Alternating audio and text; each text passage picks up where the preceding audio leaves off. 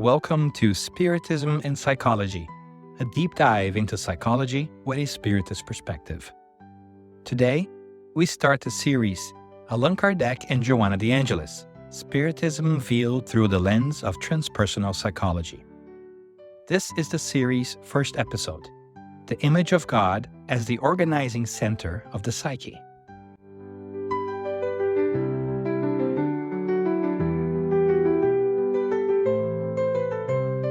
Hello everyone, it's a great pleasure to welcome you to the first meeting of our study group, Allan Kardec and Joanna de Angelis, Spiritism Viewed through the Lens of Transpersonal Psychology. This series is the result of a collaboration between the Spiritist Society of Bournemouth in the United Kingdom, the Brazilian Spiritist Medical Association, often referred to as AME Brazil, and the Spiritist Institute in the United States. Our hope is that tonight's study will deepen your understanding of the Spiritist writings of Allan Kardec and Joanna de Angelis and offer you a more integrative view that brings together spirituality and transpersonal psychology. Before we begin, a quick note about this series. These talks were originally conducted in Portuguese, with simultaneous interpretation into English for a live virtual audience. What you're about to hear, and what you'll hear in future episodes of the Allan Kardec and Joanna de Angelis series, is a reenacted English translation of those talks, created for your convenience. While the delivery may not always sound as natural or spontaneous as a live recording, please note that the content has not been altered in any way. We hope that having these ideas accessible in English offers more value than the occasional limitations in tone or flow. Thank you for your understanding, and now, let's begin. We're honored to welcome two distinguished guests this evening, Gelson Roberto and Alexandre Fontura dos Santos, both representing AME Brazil. The theme of tonight's talk is The Image of God as the Organizing Center of the Psyche. Our discussion will be rooted in Part 1 of the Spirit's book, specifically the chapter on God, as well as Part 3, Chapter 1, which explores divine or natural law. Let me begin by introducing our speakers. Gelson Roberto holds a master's degree in clinical psychology and is a specialist in Jungian theory and psychoanalysis. He is a former president of the Jungian Association of Brazil and the author of several books on psychology and spirituality, including works centered on the teachings of the spirit, Joanna de Angelis. Gelson currently coordinates the Center for Spiritism and Psychology at the Brazilian Spiritist Medical Association and leads courses on the psychological series by Joanna de Angelis, which serves as the foundation for this study series. Alexandre Fontura dos Santos is a psychologist, historian, and educator. He teaches courses on the Spiritist psychology of Joanna de Angelis and is a member of the Spiritist Medical Association of Rio Grande do Sul, a state in southern Brazil. Internationally, he also teaches through the Spiritist Medical Association of Brazil. And now, it is my pleasure to turn it over to Gelson and Alexandre for tonight's study. The Image of God as the Organizing Center of the Psyche. Good evening, everyone. It is a joy to be here together with Alexandre and the other colleagues who will be part of this discussion. We are from the nucleus of psychology and spiritism of AME Brazil, as Fabrizio mentioned at the beginning. It is a great joy to be engaged in this project with him and Dan, working to explore the ideas of Kardec and Joanna de Angelis. Alexandre will say hello to everyone, and then we will begin by bringing forward some important reflections on today's topic. Hello, dear friends from many lands across our beloved planet. It is a great joy to begin this fascinating study of Kardec's work through the lens of Joanna de Angelis' spiritual psychology. So, let's begin. Let's get started. One of the fundamental questions that Kardec presents in the Spirit's book One of the core works he left us, transmitting guidance from the spiritual world, is his very first question: what is God? He does not ask who is God, but rather what is God. This question by Kardec, in a way, offers a more profound and philosophical approach to the divine.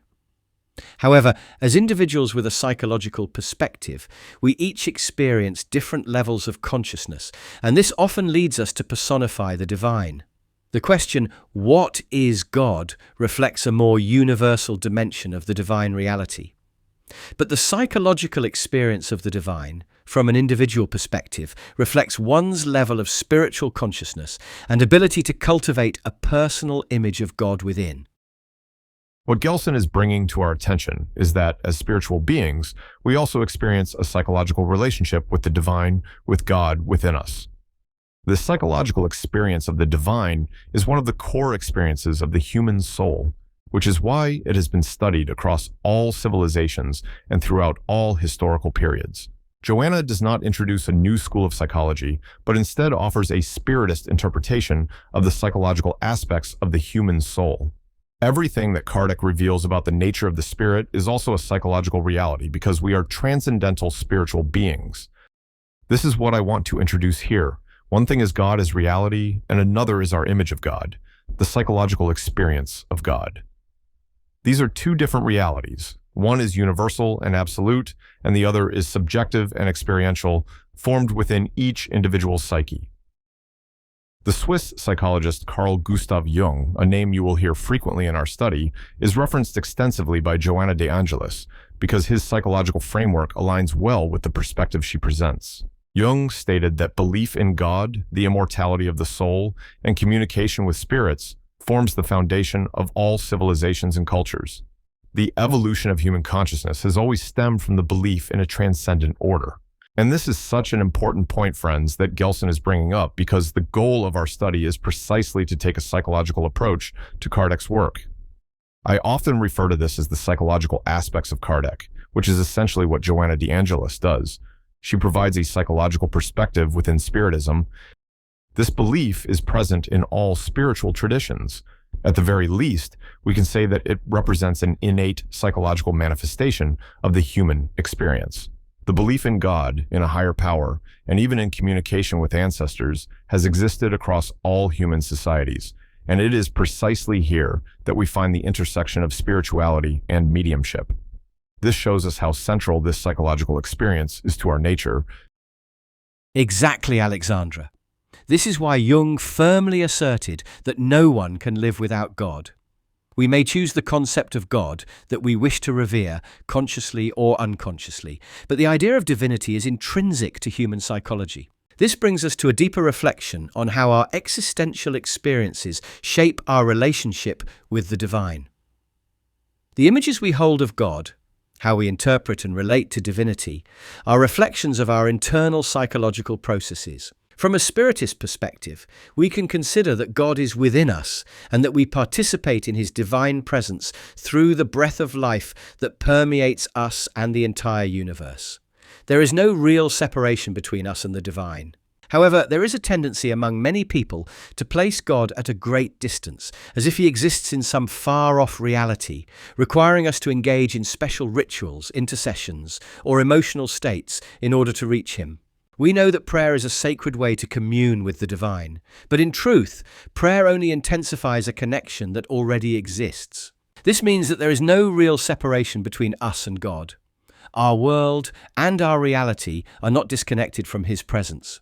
In her book Children of God, Joanna de Angelis affirms that we cannot live without God. Jung also expresses this idea when he says that humans need God to exist, just as God needs humanity in order to be recognized and expressed. Joanna expands on this in her chapter God in You, stating that God needs you and that he resides within your inner world, within our innermost being, even if we do not consciously recognize him. In many ways, the divine presence manifests itself in our lives in countless ways, both internally and externally, even if, due to our ignorance, arrogance, or selfishness, we often fail to recognize his closeness. Joanna then calls on us to open our hearts and truly feel the love of his presence, which sustains the universe, the air we breathe, the sunlight that nourishes life. Everything is a reflection of the divine presence within and around us. She explains in God in You that God needs humanity in order to be reflected in us. Through acts of love, we can experience God in our lives and in our relationships with one another. The invitation is not just to perceive God within ourselves, but to recognize his presence in all things and in all beings, allowing us to fully embrace the reality of our immortal nature. Up to this point, Gelson, in what you're bringing up, for those who have already read the Spirit's book, I know we have a broad audience, and perhaps not everyone has read it yet, there is a question Kardec poses. How do we perceive God? The spirits respond that, at our current level of spiritual evolution here on Earth, our consciousness is still not capable of perceiving God directly. That would be an attribute of spirits in more advanced stages of evolution, such as Christ, who had the ability to perceive God directly. But we feel and intuit God. When do we feel and intuit God? In two ways. First, as Gelson mentioned, by analyzing nature, marveling at the beauty of creation, and recognizing God in others, which serves as a call to awareness. This, in turn, generates an internal feeling within us. We have an innate sense of God that accompanies us, which provides us with a kind of intuition, an instinct, and this is where the connection between Joanna de Angelis, deep psychology, and Kardec comes in. This instinct guides our development toward the highest potential that lies within us. It's interesting that in question 621 of the Spirit's book, Kardec asks how we can observe and follow divine law, how evolution and goodness unfold through it. Continuing from what Alexandre is saying, the spirits answer Kardec by explaining that divine law is inscribed in human consciousness. And this, from a psychological perspective, is incredibly significant. As Alexandre was reflecting on, we see that the more evolved the spirit, the greater its clarity in perceiving God in his fullness, to the point that Jesus could say, "I and the Father are one." But as I mentioned earlier, we are always in the presence of God. Contact with the divine is unceasing. Kardec also expands on this idea in Genesis, another one of his works. In chapter 2, which discusses God, his nature, providence and vision, he clarifies that our entire existence is permeated by the divine. And what's truly remarkable is that God's love is not hindered by the blurred perception of the spirit that is still unaware of its own divine reality. We can understand that God's presence manifests in two ways. First, through his love, in a direct and constant relationship with us. And second, through the divine logic of natural laws that govern the universe, which also exists within us, referred to as consciousness. By consciousness, I don't mean the egoic, limited awareness of our temporary identity in this incarnation, but rather the deep ethical consciousness, what we might call the higher self, the divine self within each of us. This inner divine force is the self-regulating mechanism of our lives. In Jungian psychology, this is often referred to as the self, with a capital S, a concept that represents both our spiritual essence and the regulating force of life that drives our creative potential as spirits. We propose that all beings, from the moment they develop self-awareness, begin a journey of searching for themselves and, ultimately, for God. From the moment the spirit first manifests as an intelligent being, it exercises free will and starts to experience the law of cause and effect. This journey, from our first stirrings of awareness to our deepening understanding of divine law, is the spiritual path of every incarnate soul. In essence, we emerge from God unconsciously and return to him consciously. And just as a plant instinctively turns toward the sun, knowing deep within that it needs light to thrive, we too, even unconsciously, are always seeking God, even if we do so in limited, mistaken or distorted ways. From a psychological standpoint, every human being will in some way have an experience of the divine. What Gelson is describing, this natural pull toward God, is something Joanna de Angelis refers to as theotropism. This attraction to God guides the entire development of the psyche, shaping our psychological structure. If divine law is inscribed within us, then we are all, in a way, pre-programmed with an innate awareness of this law, a kind of inner compass guiding us toward alignment with it. This is incredibly significant. If what the spirits revealed to Kardec in the mid-19th century is true, then sooner or later, philosophy and science would inevitably reach the same conclusion. And in fact, we find this exact idea in Jungian psychology. Gelson mentioned the self, which in Jung's psychology means the deepest essence of our being. But this self is not just the I that we identify with, our age, our personal identity, the responsibilities we carry in life. The self is something greater, something beyond our personal identity. It often manifests as an inner voice, a force that propels us toward greater psychological and spiritual balance. This force doesn't just maintain order, it is also dynamic and creative. It organizes and reorganizes our psychic experience, guiding us toward greater wholeness. Jung's ideas align in striking ways with what the spirits communicated to Kardec. This is why Joanna de Angelis incorporates Jung's terminology in her teachings, because it mirrors key spiritist concepts. For Jung, the unconscious is not purely chaotic, as Freud proposed. Freud saw the unconscious primarily as a reservoir of repressed instincts and primitive drives. Jung, however, acknowledged that while destructive impulses and repressed material do exist, there is also, at the very core of our being, a self-organizing, creative force that propels us toward growth and balance. We find similar, though less detailed ideas in the work of Viktor Frankl, who speaks about the search for meaning, and in Carl Rogers' humanistic psychology, which emphasizes the actualizing tendency, our inherent drive toward personal growth. But the concept that most closely aligns with the spiritist view of divine law within us is Jung's notion of the self. This means that even in the most hardened, destructive, and hate-filled individuals, there is still a force within them that draws them toward goodness. They may be out of sync with it, true. Not everyone manages to harmonize with their inner divine nature. When we talk about the image of God within us, we are referring to a spiritual imprint, a deep-seated awareness of the divine within our being. Whenever we mention image in this study, we are using it in the way poets use the word, not necessarily as a literal visual figure, but as a spiritual imprint, a deep recognition of God within us.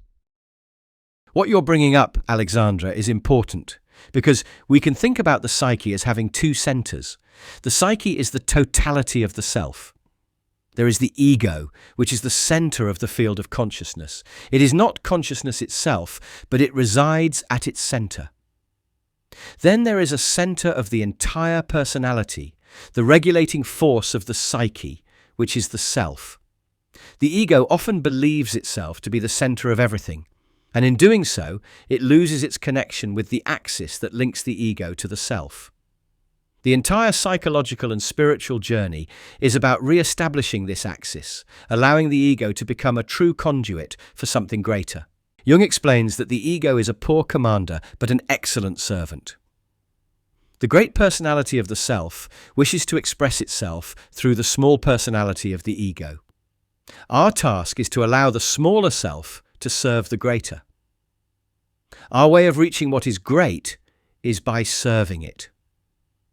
Since all of us carry the living image of God within, this image guides us as a creative and regulatory force, as Alexandre described. Jung says that the role of consciousness is precisely this. Human consciousness was created to recognize that its existence comes from a higher unity, to dedicate itself to that source, to carry out its guidance in an intelligent and responsible way, and thus bring about an optimal level of life and psychological development.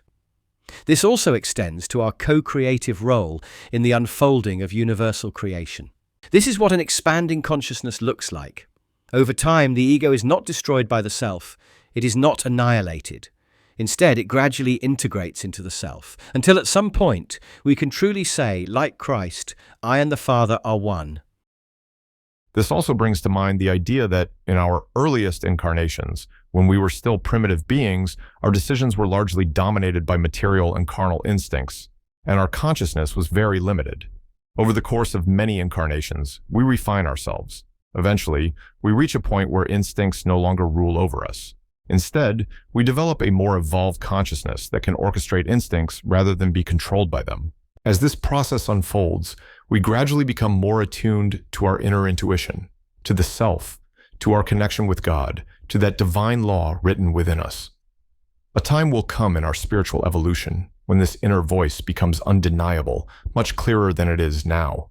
Perhaps we can recognize this in the personalities of saints, in elevated souls who have transcended their egoistic limitations. They are no longer, or at least far less, self-centered than the rest of us. They may already be living in harmony with this inner voice, guided by their connection to the divine. Conversely, when we act selfishly, impose our will on others, or disregard their well-being, we violate divine law because we ignore the inner guidance that leads us towards harmony and balance. When we do this, we cause suffering in others and experience suffering ourselves. I noticed that Bob raised an interesting question via the chat. Does this mean that Adolf Hitler and other mass murderers also had the self, that they too carried the image of God within them? It may seem impossible to accept, but we are all children of God, including Adolf Hitler.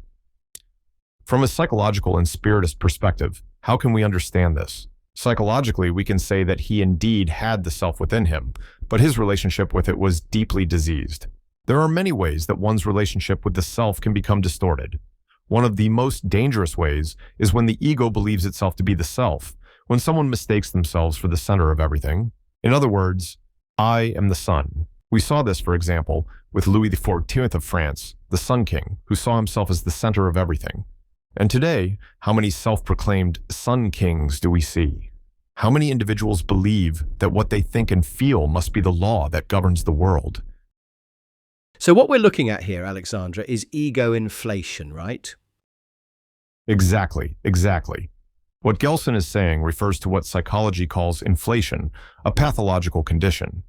In Hitler's case, for example, we see clear signs of extreme mental illness, which stemmed from his mistaken belief that he was the self itself, that he was this divine figure to be revered.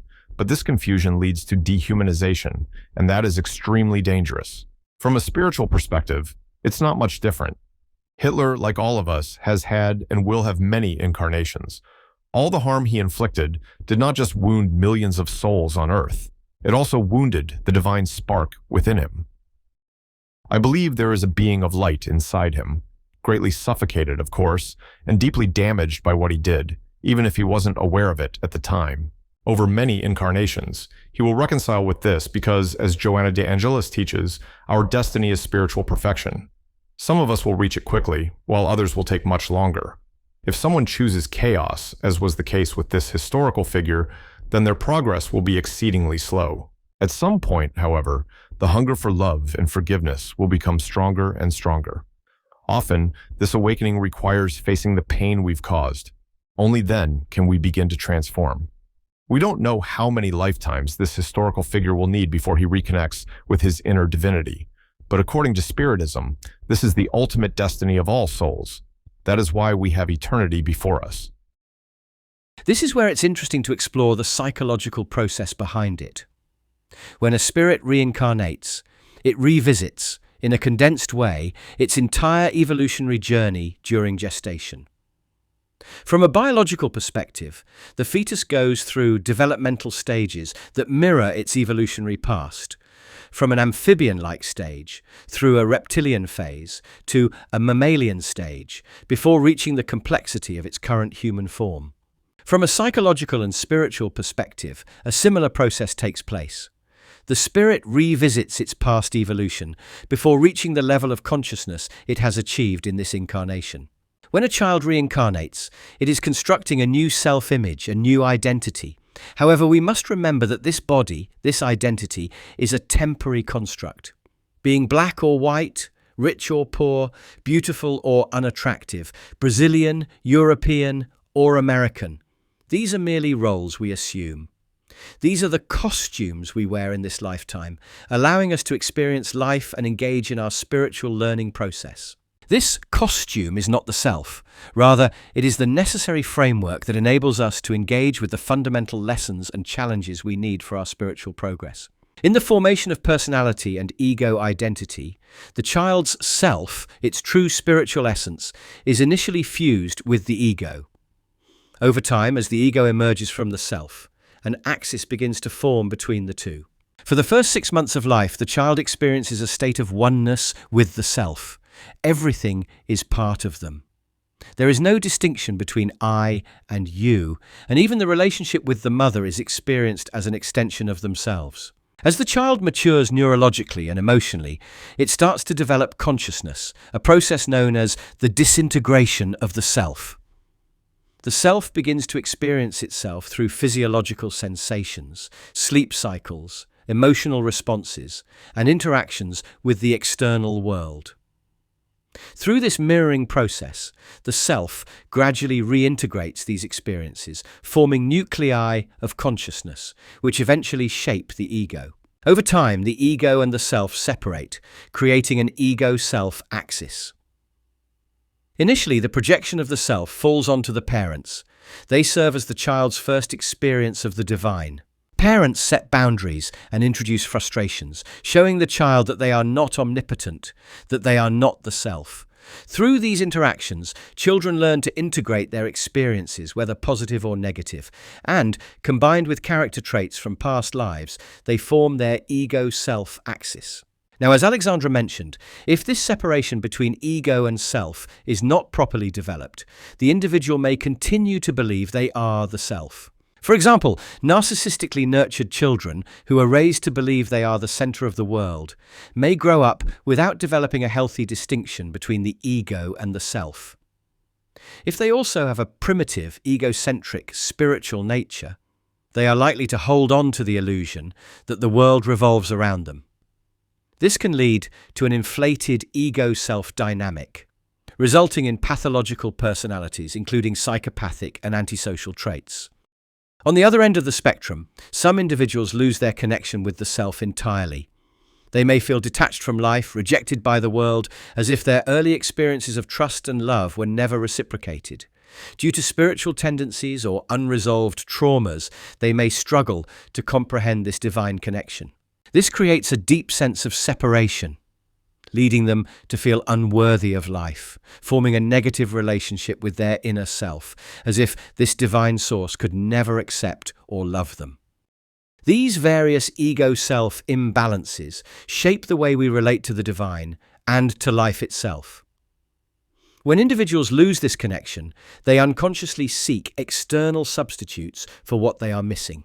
They project this fundamental need for divine connection onto external objects or ideas, which they cling to as essential to their existence. This could be money, power, sex, ideology, or even religion itself. From a psychological perspective, the self is the most essential aspect of life. It represents the foundation that sustains our existence. And because this internal image of the divine must be anchored somewhere, it can become projected onto anything. A belief system, a nation, a leader, or an ideology. That is why Jung says that it is impossible to live without God, but we can choose which God we devote ourselves to. Another point that helps us better understand this, once again comparing deep psychology with Joanna de Angelis's spiritist interpretation, is that for Jung, the self is a golden concept. It is central to his theory. He tells us that the self is both the totality of the psyche, meaning both the conscious and the unconscious mind, and at the same time, it is the center of the psyche. But why is it the center? Because everything within us organizes itself around it.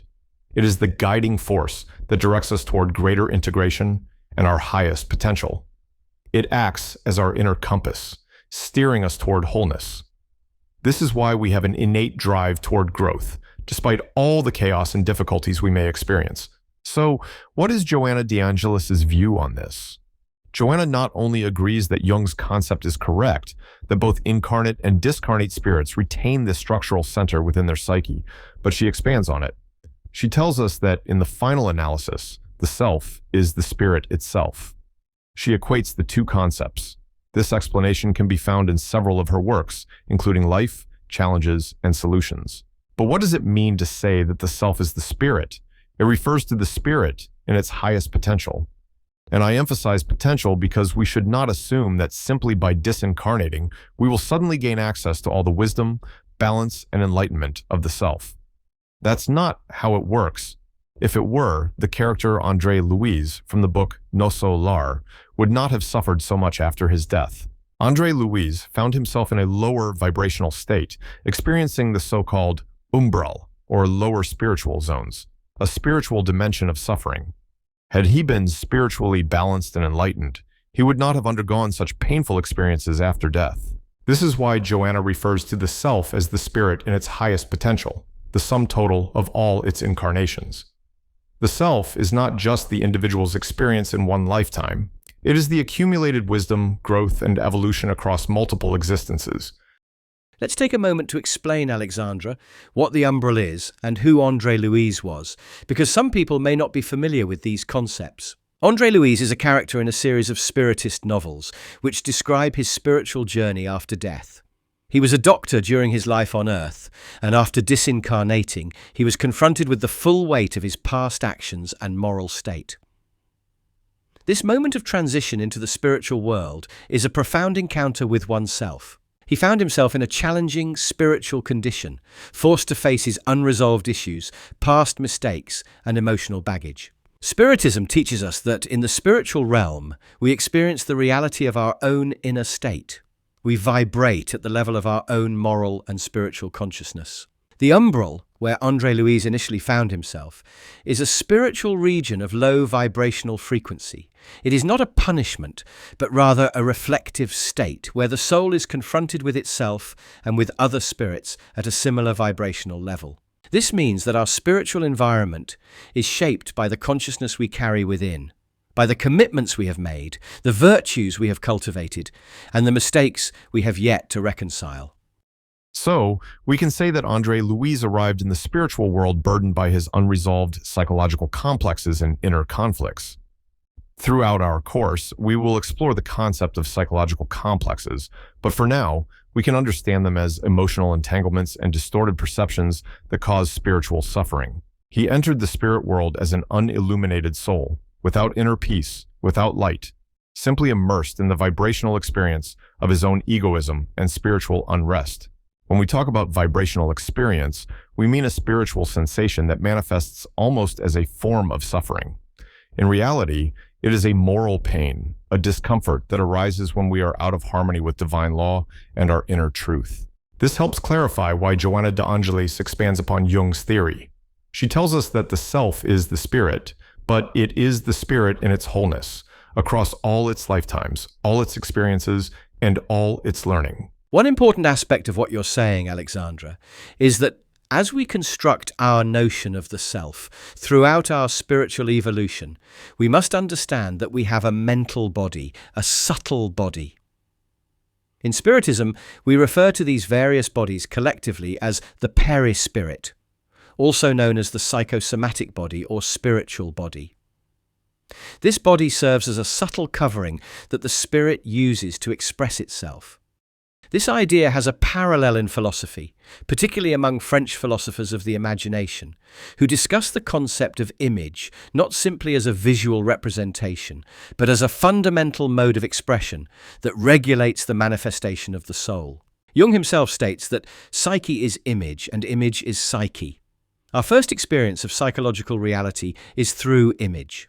Everything we perceive, sound, color, scent, is an image. Everything is a metaphor for spiritual realities. Matter itself is a symbol, a physical representation of the spirit's mind.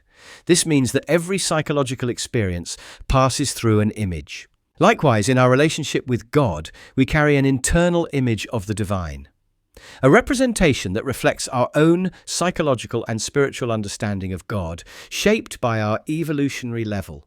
This image of God can manifest in multiple ways. When we conceive of an idea or a logical structure, that too is an image. When we connect God to nature, that is an image.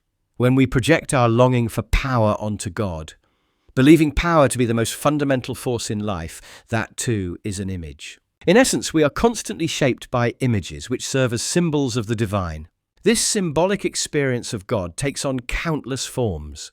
It appears in dreams, in recurring themes in our lives, and even in emotional symptoms. Our internal image of God evolves through different stages and levels, following humanity's collective evolution. For example, in Moses' time, we see a God of strict justice, one who follows the law of an eye for an eye, a tooth for a tooth. When Jesus arrives, he brings forth a new collective image of God, the God of love. From a spiritual perspective, each era reflects a particular image of the divine, an image that aligns with humanity's evolutionary capacity. This evolution happens on both a collective and personal level. Each of us carries our own experience of the divine, shaped by the images we form, both internally and externally. Thus, our internal image of God influences not only our personal spiritual growth, but also our relationships with the world and others. And as Gelson pointed out, this image of God evolves over time, reflecting the spiritual progress of the human soul and the advancement of civilization through different epochs. I'd like to refer here to question 626 of the Spirit's book, where Kardec asks, "Were divine and natural laws only revealed to Jesus? Before his time, did humans only perceive these laws through intuition?" And the spirits respond, "Have we not already said that these laws are written everywhere? Since they are within man himself, all those who have contemplated wisdom throughout history have been able to understand and teach them. Through their teachings, imperfect as they may have been, they prepared the way for future understanding. Divine laws are inscribed in the book of nature. Therefore, they have always been accessible to humanity as long as humans have sought them.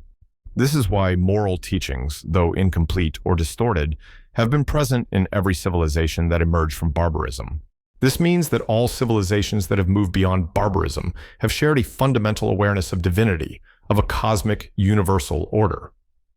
Of course, each culture expresses this understanding through its own myths, traditions, and symbols. At the same time, we see that every culture also possesses a sense of goodness, beauty, and moral discernment. Jesus himself introduced a more advanced image of God, refining earlier conceptions. His vision of God as love was a spiritual update, much like how we update our technology today.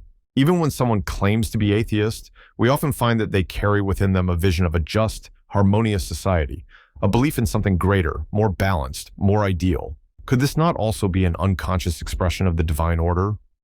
Kardec did not come to deny or contradict Christ. Rather, he provided a new scientific framework to help us better comprehend spiritual truths in light of contemporary knowledge. That is why the spirits tell us that truth exists everywhere.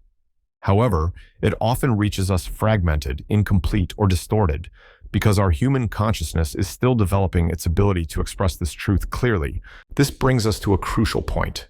The divine image serves as an inner guide for each individual. We can observe this innate drive toward goodness, beauty, and order across all human societies. This is a foundational idea for our entire course, that within us, we have an internal compass, an intrinsic directive towards spiritual evolution. Later in our course, we will explore the process of individuation, not to be confused with individualism. Individuation is the process by which a person integrates their personality in alignment with the self. This is essentially the action of the self upon our consciousness. It is the inner force that continually pushes us toward reorganization and growth. As this reorganization unfolds in our lives, we call this process individuation. For example, imagine a young person preparing to face the world. They feel the need to socialize, overcome fears, develop a sense of self. Society may not impose an explicit rule telling them they must do this, but they feel a natural impulse to grow, to connect, to explore. This is an inner drive, an instinctive force pushing them forward. Even when a young person challenges their parents, it may not be because the parents are inadequate, but rather because they feel an inner need to differentiate themselves, to develop their unique identity. This too is the self guiding the personality toward greater wholeness. It is an innate impulse to evolve, to refine, to reach a better state of balance and completeness. If this process happens on an individual level, it also happens on a collective level, shaping entire civilizations. This internal image of God, this guiding force, is essentially a representation of our highest potential, a vision of what we are capable of becoming. Thus, we return to our key concept. The self is both the totality of who we are and the divine image within us, Imago Dei. I think we can open it up for questions now, right, Fabricio? If anyone has a question they'd like to bring forward, or if there are any in the chat, we can address them now. If not, we can continue discussing the topic a bit further. Gelson and Alexandre, we have a question. In the Spirit's book, Kardec asks whether we can fully comprehend the nature of God. The Spirits respond that we cannot because we do not yet possess the capacity to grasp the full complexity of God. That made me think. Since we are making this connection between Spiritism and Joanna de Angelis' psychology, what does Joanna's psychological framework offer to help us understand this limitation? The spirits say we lack the necessary faculties to fully comprehend God's complexity. If we bring this idea into psychology, what does psychology tell us about our personality and our ability to comprehend something so vast as God? Does that question make sense to you? That's an important question, Fabricio, and we can connect it with what Kardec explains in Genesis. He states that the spirit feels while God knows. Each being, depending on its level of evolution, experiences reality differently. Some simply feel, some think, and others act in diverse ways. But God is aware of everything that happens within His creation. This means that there is always a connection between us and God, but our relationship with Him is different at each stage of our development. This is what we call a luminous experience. Jung adopts a term from Rudolf Otto, a scholar of religion, who defines every emotional experience of the divine as numinous or luminous. The numinous experience carries two essential elements. It is awe-inspiring, almost terrifying in its vastness, and it is fascinating, drawing us towards something far greater than ourselves. Every psychological experience of God carries both fear and fascination, because it involves an immense force beyond our comprehension. Our consciousness is like a small vessel, trying to contain an infinite ocean, and, of course, it cannot fully hold or grasp that immensity. So attempting to understand God solely through rational thought is incredibly difficult. However, there are other paths that allow us to transcend our limitations, namely the path of faith and the path of love. God's love is not hindered by our distorted perceptions or by our sense of smallness, nor is it blocked by any mistakes we may make. Of course, we cannot yet comprehend God in His entirety, because doing so would require a much higher evolutionary stage. This is why the psychological experience of God varies according to our spiritual level. But we can transcend these limitations. We can experience God in a higher dimension through faith, love, and transpersonal experiences, which are luminous experiences. These experiences occur in moments of meditation, prayer, and loving relationships. They elevate us, even if just for a moment, allowing us to perceive life and divinity from a higher perspective. As we evolve, our ability to relate to and comprehend God deepens. This understanding is not only external, we do not need to seek God outside ourselves. Above all, it is a connection we cultivate within, in our own hearts, in our relationship with ourselves, and in our inner alignment with the divine. Thank you, Gelson. Here's another question from the audience. Severina's question is, why did Jesus say on the cross, "Father, why have you forsaken me?" If Jesus was in complete harmony with God, why would He express such a feeling of abandonment? This connects with another moment in Jesus' journey, the agony in the Garden of Gethsemane, when He already knew what was going to happen and said, "Father, take this cup from me."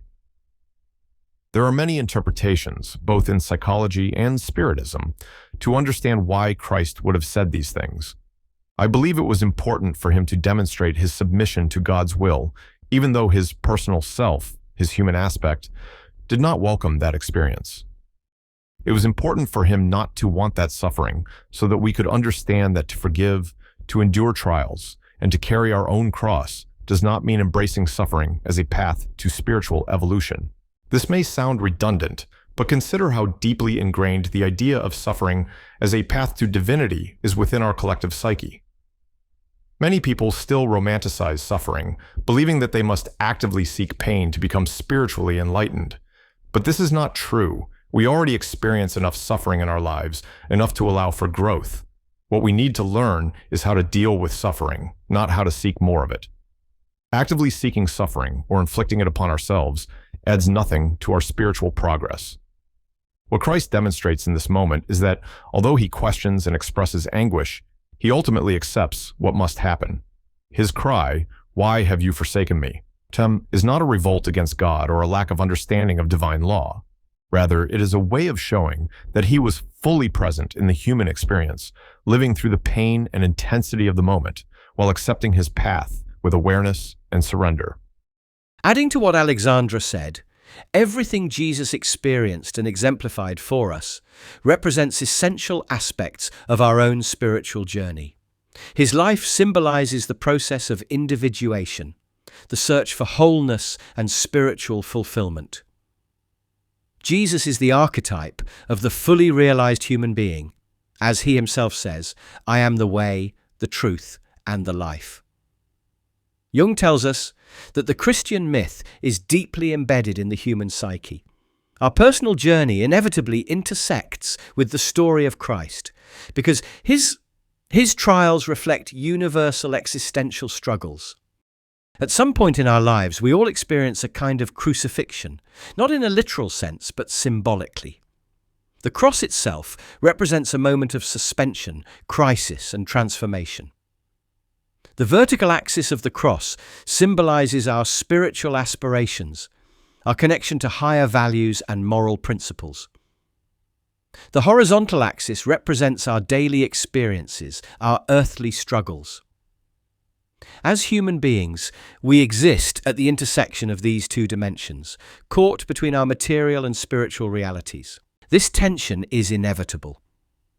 There are moments in life when we feel stuck, when the ego resists the self, when we stubbornly pursue paths that are not aligned with our highest truth. The self, as a regulating force, creates tension when the ego refuses to listen. The greater the ego's resistance, the stronger the inner conflict becomes, leading to what Jung calls a neurotic crisis. Jung explains that at some point we will all face moments of deep crisis, impasse, or existential paralysis, our own version of being crucified by unresolved issues or conflicting forces within us. This kind of inner conflict cannot be resolved by the ego alone, nor can it be entirely dictated by the unconscious. Instead, the constant tension between the two creates the conditions for the emergence of the self. When Jesus cries out, "Father, why have you forsaken me?" he is not expressing actual abandonment by God. He is demonstrating the human experience of feeling empty, lost, and disconnected, moments before his ultimate transformation. It is the final moment of surrender, the dissolving of personal identity in preparation for the resurrection, the emergence of the self in its full glory. This is a deeply psychological and symbolic image. It mirrors our own moments of uncertainty, when we feel like we don't know what to do, when we feel abandoned, when life seems void of meaning. The dark night of the soul, a concept explored in the poetry of St. John of the Cross, speaks to this spiritual emptiness, this existential void. In those moments, it feels as if God has abandoned us, when in reality, we are standing on the threshold of a profound transformation. Jesus' cry on the cross is not just a historical or religious statement. It is a universal human experience, one that each of us will face at some point. And just like Jesus, our darkest moments often lead to our greatest transformations. I am in God's hands. How many times in life do we lose power, lose status, exhaust all our efforts to secure health, well-being, and stability, only to feel as if we have been utterly defeated? In those moments, we are truly in God's hands. As Joanna de Angelis teaches, life consists of both trials and triumphs. To be persecuted and to be chosen, to gain and to lose, to experience pain and joy, abundance and scarcity. These are all part of the set of experiences necessary for the spirit to evolve over the course of an incarnation. Everything we go through has value and purpose. This emptying of oneself is not accidental. Jung, whose insights often align with Spiritist principles, saw Christ as the greatest embodiment of the self and individuation in human history, particularly from a Western perspective. What's fascinating is that before Jung was even born, Kardec had already posed this question to the spirits. He asked, Who is the greatest model of an evolved being that has ever been sent to Earth? And the spirits answered, Jesus is the highest example of a pure spirit to have ever lived among us. Throughout human evolution, Jesus serves as our guide and model. Learning does not come only from teachings and words, it comes especially from example. Everything that is in Christ exists within us. All human characteristics can be found in him, but expressed in their most refined, elevated, and enlightened form. At this point, someone might ask, but how can we say that Christ possessed all human characteristics when we clearly do not act like him? How can we compare ourselves to such perfection? The answer is that he experienced all aspects of human existence, but at the level of a fully developed spirit. He understood family, but in a purified and transcendent way. He confronted others, but with wisdom and love in perfect balance. He experienced death, nourishment, labor, rest, solidarity, and hope, all the themes of human existence, but in their highest, most conscious expression. Spiritism presents Jesus as a living testament to what we will one day become. Kardec explains that pure spirits, whom many religious traditions call angels, are simply beings who have completed their evolutionary journey. They no longer need to reincarnate for growth, but continue their development in spiritual realms. Because of this, they are capable of perceiving God directly. So what does it mean, psychologically, to be purified?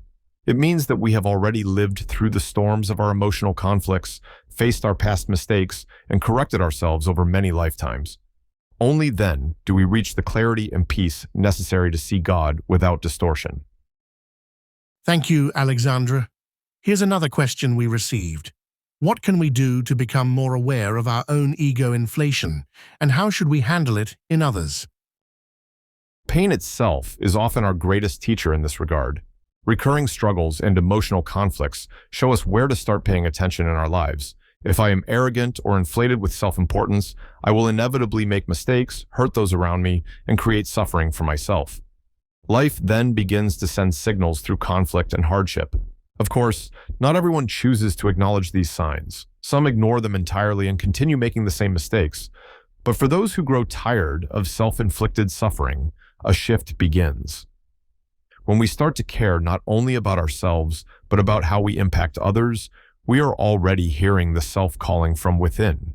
This self-awareness can reveal ego inflation, which in truth is something we all experience at times. Expanding and contracting, inflating and humbling oneself. These are natural movements of the human psyche. However, when inflation becomes pathological, it dominates personality, sometimes even leading to psychopathy or severe narcissism. A key step in managing this ego inflation is to release the illusion that we must have all the answers, that we must always be the best, or that our worth is dependent on being above others. Accepting our flaws, our struggles, and our vulnerabilities with compassion allows us to gradually heal ourselves with love. As we do this, we cultivate humility, which paradoxically provides a deeper sense of security than arrogance ever could. The vain and inflated individual is deeply insecure, constantly seeking external validation. True humility, on the other hand, comes from an inner sense of stability, where we are no longer trying to place ourselves at the center of the universe. Strangely enough, when we step out of the need to be the center, we experience a surprising sense of well-being and freedom. Go ahead, Gelson. An important aspect of this discussion is that, as I mentioned earlier, God is always in relationship with us. This connection never ceases. The self, as an inner voice of the divine within us, maintains a constant dialogue with us.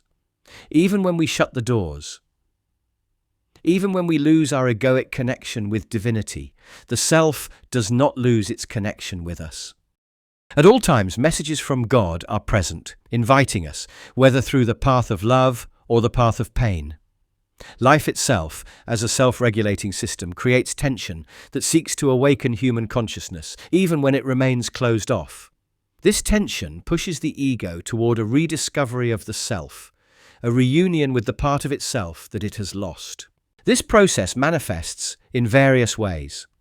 One of these, as I mentioned, occurs through dreams and through life's significant events.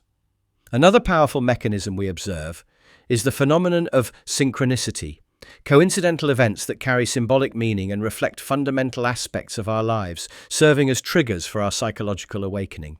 Sometimes the divine presence reveals itself in a loving way, while at other times, as in Buddhism, it may appear in its wrathful form. When an individual remains inflated with egoic identification and disconnected from the self, this opposition generates intense psychological tension. The energy of this conflict inevitably needs to manifest in the material world, and this external manifestation creates a concrete reflection of the individual's inner struggle, offering an opportunity for awakening. For example, it could be a life-changing event, perhaps a near-fatal car accident that forces the person to re-evaluate their entire life and reconsider the things they once held to be true. In this way, these experiences unfold constantly, regardless of how closed off we may be. The further we are disconnected from ourselves, the greater the pressure life exerts upon us, a compensatory force designed to provoke self-awareness and renewal of consciousness. Thank you, Gelson and Alexandre. I'm mindful of the time. We're reaching the end of our session. Do you have any final thoughts to conclude our discussion? I would like to share a poem that was psychographed by the medium Chico Xavier, attributed to a spirit who chose to be identified simply as Spirit. This poem beautifully captures our journey and relationship with divinity, as well as how God manifests in life and the universe. I will read it slowly so that we can fully absorb its meaning. Difficulties are my motivation. Obstacles are my lessons. Experience is my school. Peace is my refuge. Consciousness is my guide. Form itself is my manifestation. Love is my law. God is my Father. Joy is my song. Pain is my warning. Nature is my mother. Light is my fulfillment. The universe is my path. Eternity is my kingdom. Work is my blessing. A friend is my companion. Immortality is my life. The mind is my home. An adversary is my teacher. The heart is my temple. My neighbor is my brother.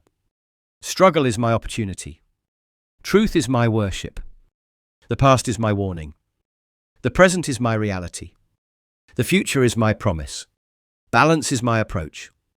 Order is my key. Beauty is my ideal. And perfection is my destiny. Thank you, Gelson. What a beautiful way to end our study session tonight. Thank you, Alexandre, Gelson, and Dan. We are truly grateful to have had you here, and we look forward to our next study session. In that session, we will explore the influence of spirits on our thoughts, based on the records of our own spirit.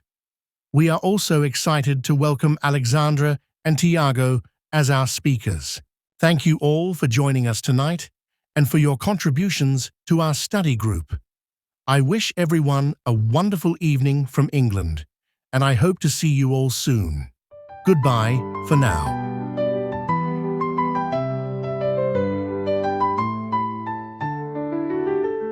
The Spiritism and Psychology podcast is an effort by the Spiritist Institute to help improve people's lives through greater spiritual awareness. This episode was produced by the Spiritist Institute and the Spiritist Society of Bournemouth in collaboration with the Brazilian Spiritist Medical Association and Mansão do Caminho. To learn more about Spiritism and the work we do, visit spiritistinstitute.org. To contact us with your feedback, ideas, comments, or suggestions for future episodes, please write to hello@spiritistinstitute.org or find us on social media under Spiritist Institute.